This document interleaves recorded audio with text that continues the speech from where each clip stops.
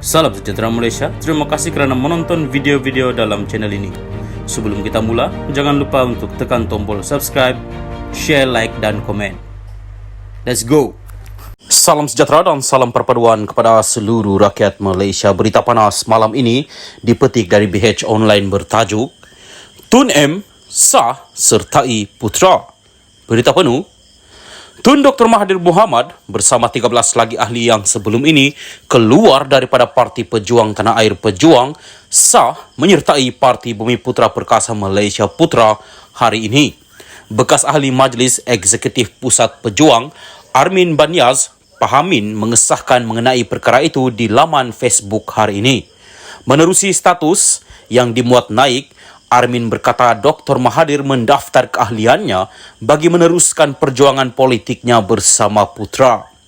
Misi dan matlamat kita perlu jelas untuk menjayakan sesuatu perjuangan. Perjuangan utama ialah untuk penyatuan orang, parti dan pertubuhan Melayu. Doakan semoga Allah permudahkan perjuangan kami. Hanya melalui penyatuan orang-orang Melayu dapat kita bersatu menyelesaikan masalah bangsa demi agama dan tanah air, katanya. Dalam gambar yang dimuat naik, turut dilihat menghantar borang ialah Datuk Seri Khairuddin Abu Hassan.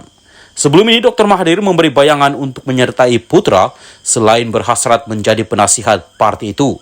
Bekas Perdana Menteri itu berkata, beliau menganggap jemputan untuk menyertai putra sesuai dengan perjuangan dan prinsip politiknya iaitu membela nasib orang Melayu dan menolak amalan rasuah.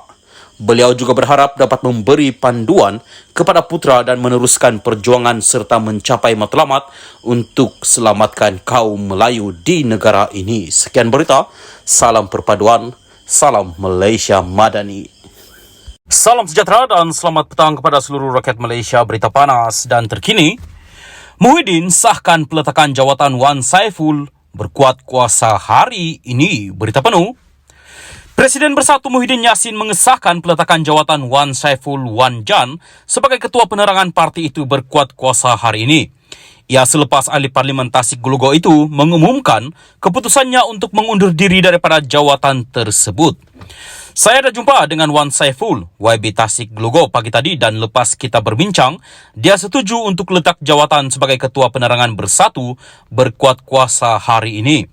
Ini bukan kerana kita kata dia sudah bersalah, tapi tetapkan satu standard yang kita nak tunjukkan kerana berhadapan dengan tuduhan supaya tak timbulkan apa-apa salah pandangan terhadap Bersatu, katanya dalam sidang media di bangunan Parlimen hari ini. Dia berkata demikian sewaktu Majlis Pelancaran Misi dan Dana Bantuan Ahli Parlimen PN untuk mangsa gempa bumi di Turki dan Syria. Turut hadir Setiausaha Agung Bersatu Hamzah Zainuddin dan pemimpin-pemimpin PAS. Semalam Wan Saiful mengumumkan cadangannya untuk melepaskan jawatan tersebut selepas berdepan dua pertuduhan mahkamah membabitkan dakwaan rasuah sebanyak RM6.9 juta semalam. Muhyiddin yang juga pengurusi PN berkata, keputusan Wan Saiful itu adalah tindakan yang bermaruah dan dihargainya. Menurut Muhyiddin lagi, dengan peletakan jawatan Wan Saiful itu, tugas penerangan parti yang penting menjelang PRN tidak lama lagi akan digalas oleh pemimpin lain. Katanya, pengganti Wan Saiful akan dilantik secepat mungkin. Jadi orang itu akan meneruskan kerja-kerja baik yang telah pun dibuat oleh YB, Datuk Wan Saiful, katanya lagi. Dia juga berharap langkah diambil Bersatu itu dapat mengelakkan sebarang tanggapan negatif terhadap parti. Jadi, ia peletakan jawatan sikap yang cukup mulia supaya dengan langkah ini kita dapat berhadapan dengan rakyat atas dasar yang bermaruah. Ini bukan menghukum, tapi sukarela yang saya rasa sangat bermaruah, katanya. Salam sejahtera dan selamat malam kepada seluruh rakyat Malaysia dan pendengar berita panas. Malam ini dipetik dari Malaysia Kini bertajuk Kertas Siasatan Isu Program Himpit 2023 dihantar ke PPN. Berita penuh, Polis Diraja Malaysia PDRM telah menghantar kertas Siasatan Berhubung Perhimpunan Pemuda Islam Terengganu 2023 Himpit 2023 kepada pejabat pengarah pendakwaan Negeri PPN Terengganu semalam.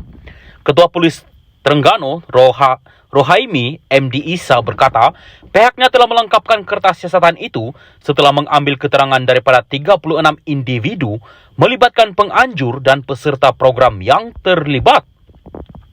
Beliau berkata buat masa ini, pihaknya masih menunggu arahan selanjutnya daripada PPN dan kes disiasat mengikut Seksyen 4-1-E Akta Hasutan 1948 dan Seksyen 14 Akta Hasutan Kesalahan Kecil 1955.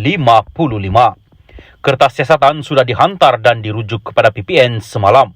Kita tunggu arahan untuk tindakan seterusnya, katanya ketika dihubungi hari ini.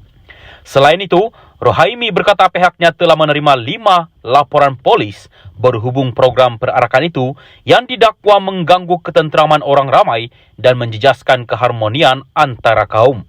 Program Himpit 2023 anjuran Dewan Pemuda PAS Negeri Terengganu DPPNT Jumaat lepas di Setiu mencetuskan polemik apabila peserta berarak sambil membawa replika senjata seperti pedang dan lembing. Namun, Ketua DPPNT Muhammad Harun Isa dilapor menjelaskan bahawa peserta hanya mengikut tema perarakan dan ia sama seperti pertandingan pakaian beragam dianjurkan di seluruh negara.